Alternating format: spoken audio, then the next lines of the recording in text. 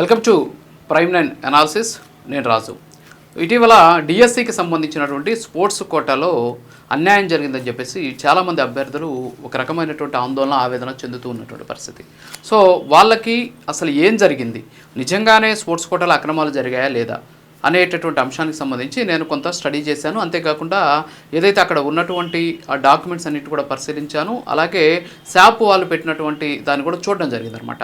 So నేను కూడా స్వతహాగా ఒక స్పోర్ట్స్ పర్సన్ కాబట్టి దాని మీద కొద్ది గొప్ప అవగాహన ఉంది కాబట్టి అసలు వాస్తవం ఏం జరిగింది అనేది తెలుసుకునేటటువంటి ప్రయత్నం చేయడం కోసం ఈ పరిశోధన అంతా కూడా చేశాను. సో దీనికి సంబంధించి కొన్ని అంశాలు మీ ముందు పెడతాను. మొన్న జగన్మోహన్ రెడ్డి గారిని కలిసినటువంటి సందర్భంలో ఒక ఆయన అనికి దుర్గయ్య అనేటటువంటి ఒక ఆర్చరీ స్పోర్ట్స్ సంబంధించినటువంటి ప్లేయర్ ఆయన. సో ఆయన 32వ నేషనల్ గేమ్స్లో నేను పాల్గొని ఆర్చరీలో నాకు గోల్డ్ మెడల్ వచ్చింది. సరే, ఆ గోల్డ్ మెడల్ వచ్చినా సరే నాకు ఉద్యోగం ఇవ్వలేదు, కానీ నేషనల్ గేమ్స్లో బ్రాంజ్ మెడలు అలాగే పార్టిసిపేట్ చేసిన వాళ్ళకు కూడా ఉద్యోగాలు ఇచ్చారు అని చెప్పేసి ఆయన మాట్లాడినటువంటి పరిస్థితి. ఒక్కసారి అనికి దుర్గయ్య మాట్లాడారు విన్న తర్వాత వీడియోను కంటిన్యూ చేద్దాం. అనికి దుర్గయ్య సార్. దుర్గయ్య కుమ్మూరు సార్, మాది చింతూరు మండలం పోలవరం ముంపు సార్ మాది. నేను sports person sir, national game gold medalist sir ఆర్చరీలో. అయితే ఇప్పుడు ఈ డిఎస్సిలో సార్ స్పోర్ట్స్ కోటా కింద 421 పోస్టులు పెట్టారు సార్. దాంట్లో స్పోర్ట్స్ సర్టిఫికేట్ అప్లికేషన్ పెట్టారు సార్. ఆల్రెడీ నేను national games 32 national games gold medalist sir. ఇది 32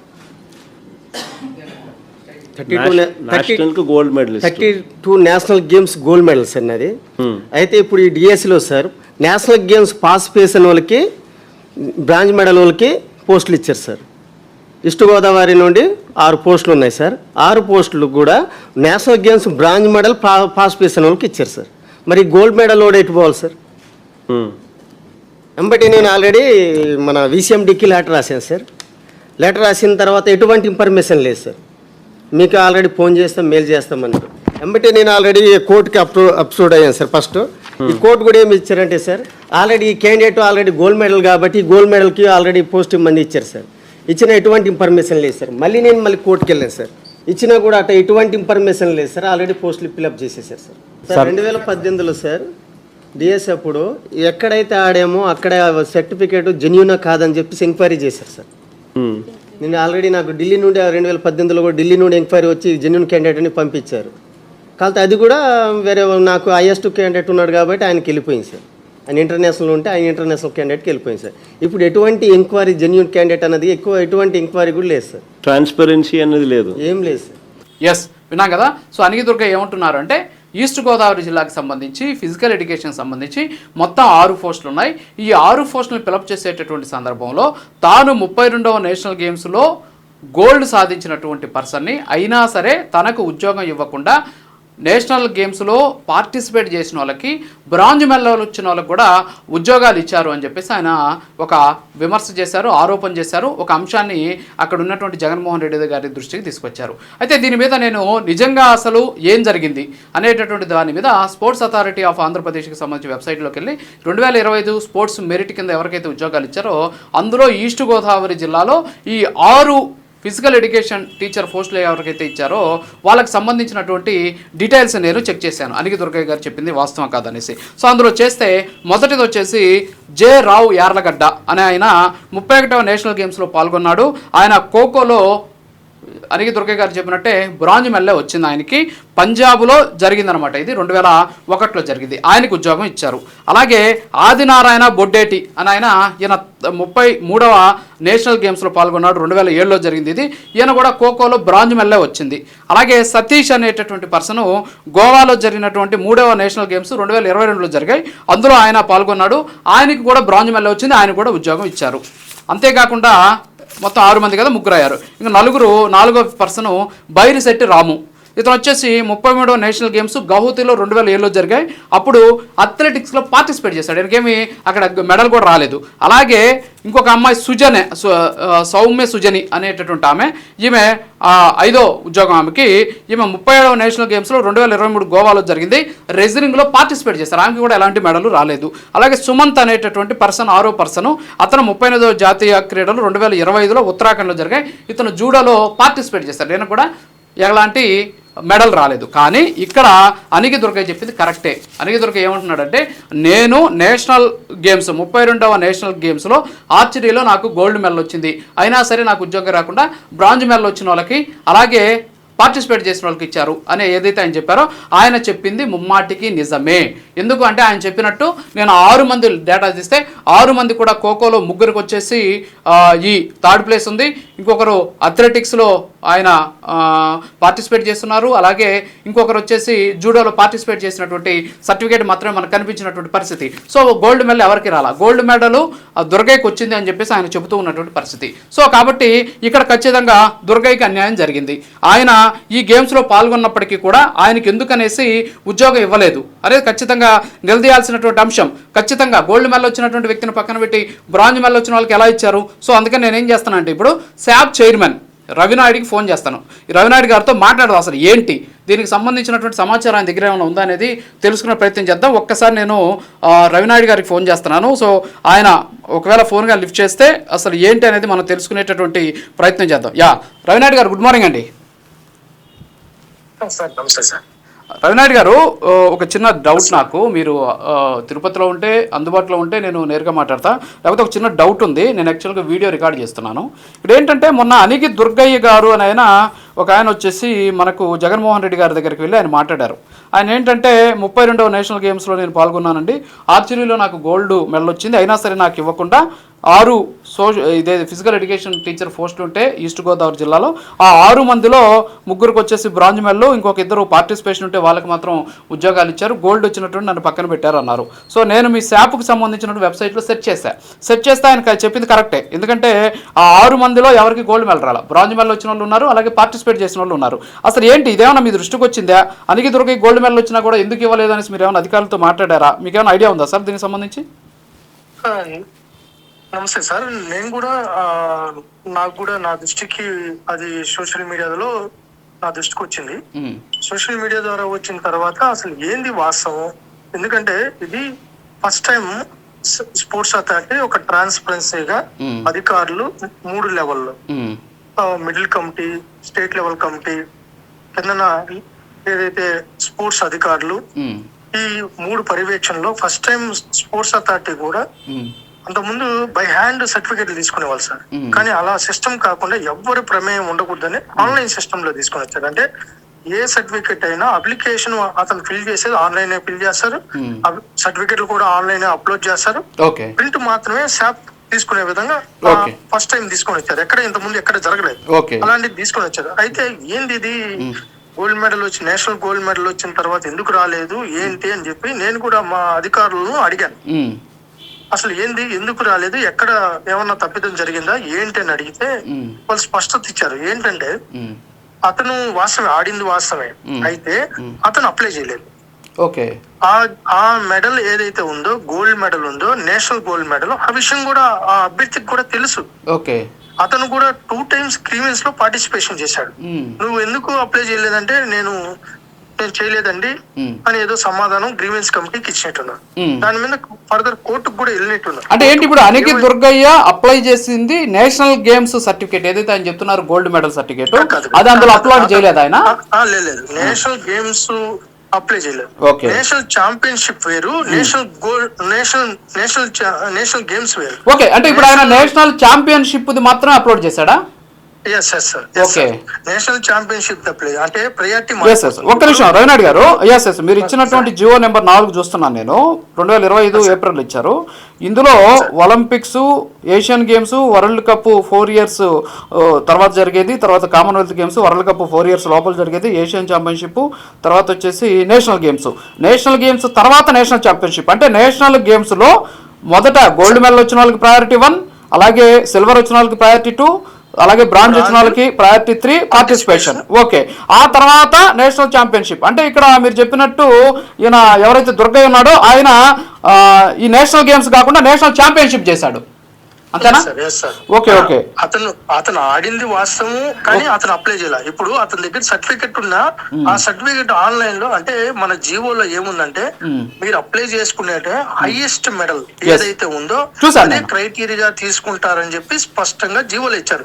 ఇంత ట్రాన్స్పరెన్సీ జీవో ఎప్పుడు ఇలేదు సార్. ఓకే, అంటే నేను చూసా ఈ 6 మంది చెక్ చేసేటప్పుడు వాళ్ళు అప్లికేషన్ లోనే వాళ్ళకి సంబంధించినటువంటి ఈ స్పోర్ట్స్ సర్టిఫికేట్ కూడా పెట్టారు.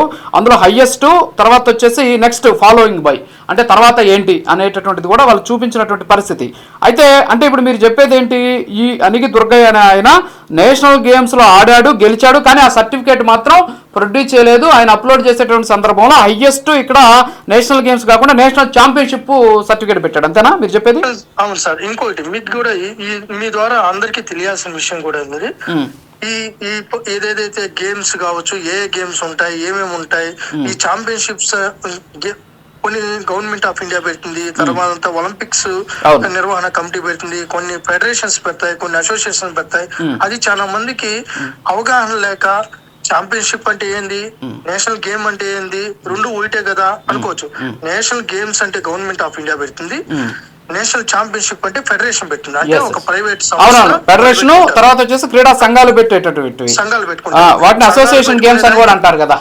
అవును సార్, అవును సార్, అసోసియేషన్ ఫెడరేషన్ గేమ్స్ అంటారు.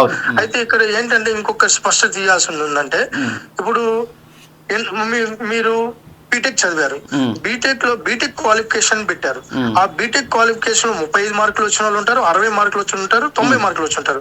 కానీ ఇంటర్మీడియట్ లో మీకు 600 మార్కులు వచ్చిన వాళ్ళు ఉన్నాయి కదా. నాకు 600 మార్కులకి ఏంటంటే బీటెక్ క్వాలిఫికేషన్ పెట్టిన తర్వాత బీటెక్ క్వాలిఫికేషన్ లో ఎన్ని మార్కులు వస్తాయని ఎక్కడ మనం ప్రయారిటీ పెట్టలేదు. ఓకే, ఒక్కటి నాకు ఒక్కటి మీరు అలాగే లైన్ లో ఉండి మీ దగ్గర ఆ డాక్యుమెంట్ ఉంటే నాకు ఏమైనా ఇప్పుడు అలాగే పంపగలరా నేను చెక్ చేయడానికి?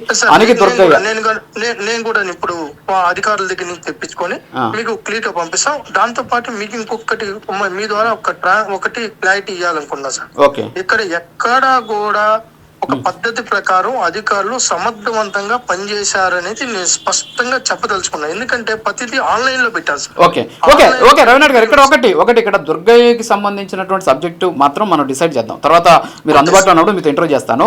నేను ఈ వీడియో చేస్తున్నా, నాకు మీరు కనీసం ఒక 1 or 2 minutes లో మీరు కానీ పంపగలిగితే. మీకు దుర్గయ్య ఇది ఇప్పుడే అధికారుల దగ్గర తీసుకొని వెంటనే పంపిస్తాను. ఓకే, నేను లైన్ లో ఉంటాను. మీరు ఒక్కసారి వాళ్ళతో మాట నాకు పంపండి, నేను పెట్టేస్తాను. మీరు పంపించిన తర్వాత నేను దాని మీద డిస్కస్ చేస్తాను. ఓకే, థ్యాంక్ యూ రవినాథ్ గారు. సో ఇక్కడ రవినాథ్ గారు చెప్తున్నది ఏంటి అంటే, ఏదైతే దుర్గయ్య ఉన్నారో ఆయన నేషనల్ గేమ్స్లో పార్టిసిపేట్ చేసింది నిజమే, నేషనల్ గేమ్స్లో గోల్డ్ మెడల్ వచ్చింది కూడా నిజమే. కానీ అప్లై చేసుకునేటటువంటి సందర్భంలో అత్యున్నత స్థాయి మెడల్ ఏది అంటే గేమ్ ఏదంటే నేషనల్ గేమ్స్. సో ఇక్కడ నేషనల్ గేమ్స్ వేరు, నేషనల్ ఛాంపియన్షిప్ వేరు. నేషనల్ గేమ్స్లో పార్టిసిపేట్ చేసినటువంటి వ్యక్తి హైయెస్ట్లో ఉంటాడు, నేషనల్ ఛాంపియన్షిప్లో గోల్డ్ మెడల్ వచ్చినటువంటి వ్యక్తి నెక్స్ట్ క్యాడర్లో ఉంటాడు. సో దుర్గయ్య చెప్పింది కూడా కరెక్టే, కానీ ఇక్కడ దుర్గయ్య తప్పిదం ఉంది. ఏంటి అంటే ఆయన అప్లై చేసుకునేటటువంటి సందర్భంలో ఇక్కడ నేషనల్ ఛాంపియన్షిప్ కింద ఆయన అప్లై చేశాడు, కానీ నేషనల్ గేమ్స్ కింద ఆయన అప్లై చేయలేదు అనేది వీళ్ళు చెప్తున్నారు. చూద్దాం మరి ఆయన ఏమన్నా నాకు డాక్యుమెంట్ పంపిస్తారేమో. డాక్యుమెంట్ పంపించిన తర్వాత వాస్తవాలు మనం చెక్ చేసేటటువంటి ప్రయత్నం చేద్దాం. సో కాబట్టి ఇక్కడ ఏంటి, చాలా స్పష్టంగా జియో నెంబర్ 4 ఇవ్వడం జరిగింది. అందులో మొదట ఒలింపిక్ గేమ్స్ ఉన్న వాళ్ళకి, తర్వాత ఏషియన్ గేమ్స్, తర్వాత వరల్డ్ కప్ 4 years తర్వాత జరిగేది, తర్వాత కామన్వెల్త్ గేమ్స్, తర్వాత వరల్డ్ కప్ 4 years లోపల జరిగేది, తర్వాత ఏషియన్ ఛాంపియన్షిప్, తర్వాత నేషనల్ గేమ్స్ తర్వాత నేషనల్ ఛాంపియన్షిప్, తర్వాత వచ్చేసి ఇంటర్ యూనివర్సిటీకి సంబంధించి ఆల్ ఇండియా ఇంటర్ యూనివర్సిటీ టోర్నమెంట్కి సంబంధించి ఈ విధంగా ప్రయారిటీ తీసుకుంటారు. అయితే ఇక్కడ ఈ 6 మంది ఎవరైతే ఉన్నారో వీళ్ళందరూ కూడా నేషనల్ గేమ్స్లో వాళ్ళకి బ్రాంజ్ మెడల్ వచ్చిందని చూపించారు, అలాగే పార్టిసిపేషన్ వచ్చినట్టు సర్టిఫికేట్లు అందులో ప్రొడ్యూస్ చేశారు, కాబట్టి వాళ్ళకి ఉద్యోగాలు ఇచ్చేశారు. కానీ ఇక్కడ దుర్గయ్య అనేటటువంటి వ్యక్తి నేషనల్ గేమ్స్ కాకుండా నేషనల్ ఛాంపియన్షిప్కి సంబంధించినటువంటి సర్టిఫికేట్ని అప్లోడ్ చేయడం వల్ల మాకు తెలియదు, కాబట్టి ప్రయారిటీ లిస్ట్లో అది నేషనల్ గేమ్స్ తర్వాత వస్తుంది, కాబట్టి ఆయనకి రాలేదని చెప్తున్నారు. ఒకసారి నాకు డాక్యుమెంట్ వచ్చింది, ఒకసారి చూద్దాం. ఏపీ స్పోర్ట్స్ డిఎస్సి రిక్రూట్మెంట్ 2025కి సంబంధించి ఈ దుర్గయ్య ఎవరైతే ఉన్నారో అనిగి దుర్గయ్య, సో ఈయనకు సంబంధించినటువంటి సర్టిఫికేటు నాకు పంపించాడు ఇప్పుడే. ఆయన ఎవరైతే శాప్ చైర్మన్ ఉన్నారో ఆయన పంపించారు. సో ఆ డాక్యుమెంట్ ఒకసారి చూస్తాం. ఇందులో హైయెస్ట్కి సంబంధించినటువంటి గేమ్ ఏం పెట్టారు ఆయన అనేది మనం చూస్తున్నాం ఇక్కడ. సో ఈయన ఫిజికల్ ఎడ్యుకేషన్ చేస్తాడు. ఇక్కడ చూస్తే highest achievement details, sports discipline, archery, individual team, individual, తర్వాత వచ్చేసి టోర్నమెంట్, సీనియర్ నేషనల్ ఛాంపియన్షిప్ అని పెట్టాడు. అంటే నేషనల్ గేమ్స్ కాదు, సీనియర్ నేషనల్ ఛాంపియన్షిప్ 2004లో జరిగిన దాంట్లో గోల్డ్ వచ్చిందని చెప్పి ఆయన పెట్టినటువంటి పరిస్థితి. ఎస్, ఇదిగోండి, ఆర్చరీ అసోసియేషన్ ఆఫ్ ఇండియా నిర్వహించినటువంటి గేమ్లో వచ్చింది. దాన్ని ఆయన హయ్యెస్ట్ అచీవ్మెంట్ సర్టిఫికేట్గా పెట్టారు. సో నిన్న ఆయన జగన్మోహన్ రెడ్డి గారి దగ్గర ఏం చెప్పారంటే 32వ నేషనల్ గేమ్స్లో నేను ఆర్చరీలో గోల్డ్ మెడల్ వచ్చిందన్నారు. మరి దాన్ని కానీ అప్లోడ్ కానీ చేసి ఉంటే ఆయన ఖచ్చితంగా ఆయనకు ఉద్యోగం వచ్చేటటువంటి పరిస్థితి ఉండేది. కానీ చేసినటువంటి ఒక చిన్న తప్పిదం. సో మళ్ళీ ఇంకొకసారి మనం రవినాయుడు గారితో ఒకసారి మాట్లాడే ప్రయత్నం చేద్దాం. ఎస్, రవినాయుడు గారికి ఫోన్ చేస్తున్నాను, ఒకసారి ఆయనతో మాట్లాడదాం. ఎస్, రవినాయుడు గారు ఇప్పుడే పంపించారు, మీరు చూశాను. ఎస్, అనిగి దుర్గయ్య నేషనల్ ఛాంపియన్షిప్లో ఆర్చరీలో గోల్డ్ మెడల్ వచ్చిందని చెప్పి చూపించాడు తప్ప నేషనల్ గేమ్స్లో వచ్చింది హయ్యెస్ట్ అచీవ్మెంట్గా చూపించలేదు. సరే, ఇవన్నీ పక్కన పెడదాం. సరే, ఆయన తప్పిదం చేశాడు. ఒకవేళ మీరు 39 పోస్టులు ఏదో మిగిలి ఉన్నాయి కదా, మరి ఈయనకి ఏమైనా న్యాయం చేసేటటువంటి అవకాశం ఉంటుందా? మీకు ఏదైనా ప్రొవిజన్ ఉందా ఆయన పిలిపించి మాట్లాడటం? కానీ నిజంగా 32వ నేషనల్ గేమ్స్లో ఆయన ఆర్చరీలో గోల్డ్ మెడల్ సంపాదించాలని చెప్పేసి నిన్న జగన్మోహన్ రెడ్డి గారు చూపించారు కదా, అదేమన్నా విసులుబాటు ఏమైనా ఉంటుందా దాంట్లో ఫిలప్ చేసేదానికి? మా ద్వారా ఏమన్నా ఆయనకి న్యాయం చేసే అవకాశం ఉంటుందా?